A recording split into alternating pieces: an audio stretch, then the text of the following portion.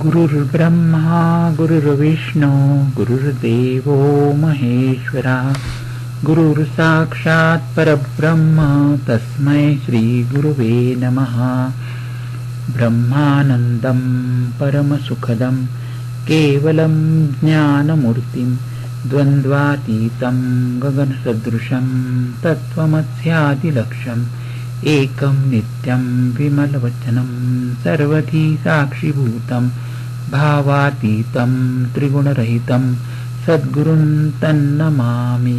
अवधूतचिंतन श्री गुरुदेव दत्त, अवधूतचिंतन श्री गुरुदेव दत्त, अवधूतचिंतन श्री गुरुदेव दत्त।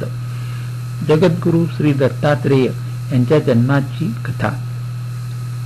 अत्री मुनी आणि अनुसया या अतिपावन दाम्पत्याचा पुत्र दत्तात्रेय यांच्या जन्माची कथा मोठी सुरस आहे।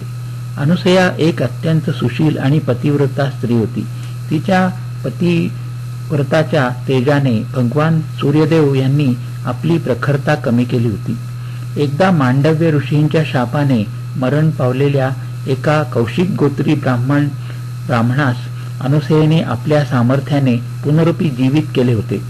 तिच्या पतिव्रताची महंती तर त्रैलोक्यात पसरली होती। तिच्या या असामान्य सामर्थ्याने इंद्रास आपले पद जाण्याची भीती वाटू लागली। तो सर्व देवतांना घेऊन ब्रह्मा विष्णू आणि महेश यांच्याकडे गेला आणि अति नम्र भावाने म्हणाला, हे देवाधिदेवा, अनुसयेच्या सामर्थ्याने माझे इंद्रपद जाणार असे वाटते आहे, तरी कृपा करून आपण काहीतरी उपाय करावा। इंद्राची आर्तस्वरातील प्रार्थना ऐकल्यावर त्रिलोकीनाथ म्हणाले, तुम्ही स्वस्थ रहा, आम्ही त्या सतीचे शील हरण करून तिला निस्तेज करून टाकतो। हे कार्य संपन्न करण्यासाठी तिघांनी भिक्षुकांचा वेश धारण केला आणि अनुसयेच्या द्वारी आले।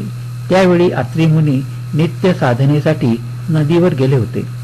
अनुसयेने त्या 3 अतिथींचे यथोचित स्वागत केले आणि तिघांना पाटावर बसविले। ते अतिथी म्हणू लागले, अनुसये, आम्हाला खूप भूक लागली आहे, त्वरित जेवणाची तयारी कर। अनुसयेने भोजनाची उत्तम तयारी केली।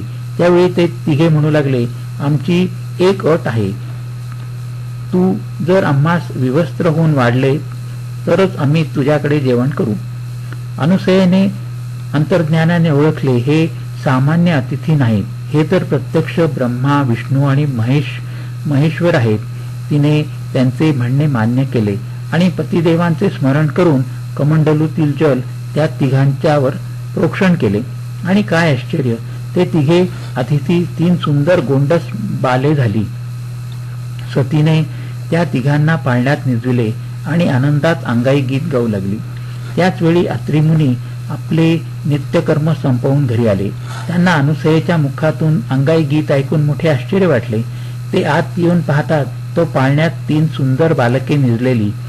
सतीने मुनींना झालेला सर्व वृत्तांत सांगितला।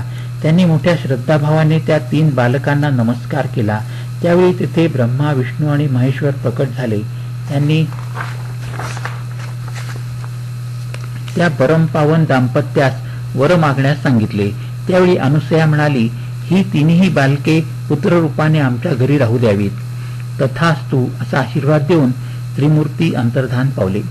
अनुसयेने ब्रह्माचे नाव चंद्र असे ठेवले, विष्णूचे नाव दत्त आणि महेशाचे नाव दुर्वास असे ठेवले।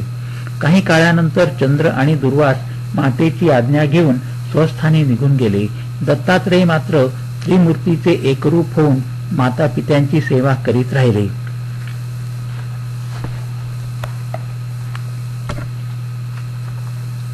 श्री दत्तप्रभू पासून त्रिमूर्ती आणि त्रिमूर्तीपासून 3 कोटी देव व त्यांच्यापासून 33 कोटी देवता उत्पन्न झाल्या। म्हणून केवळ श्री दत्त नामस्मरणाने सकल देवतांचे स्मरण केल्याचे फल प्राप्त होते। श्री दत्तप्रभू भोग व मोक्षाचे दाते आहेत। त्यांची आराधना करण्यासाठी केवळ त्यांच्या पादुकांची आराधना केली असता पुरे। 4 वेद श्वान रूपाने त्यांच्या पादुकांजवळ साऱ्या अपवित्रतेस पवित्र करीत त्यांच्या चरण कमलापाशी पडून असतात।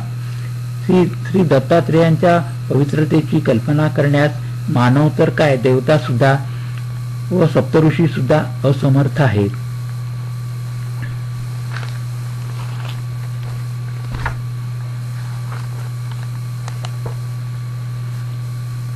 परमपवित्र अशा आपल्या भारतवर्षात भगवंतांच्या अनेक अवतारांच्या राशी होऊन गेल्या, परंतु भगवान दत्तात्रेय मात्र भक्तांच्या रक्षणासाठी सदैव या भूतलावर वास्तव्य करून असतात.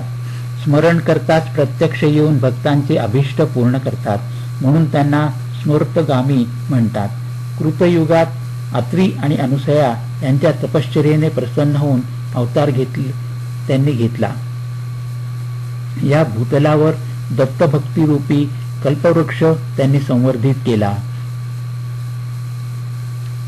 अशा या श्री दत्तप्रभूंच्या चरणी कोटी कोटी प्रणाम.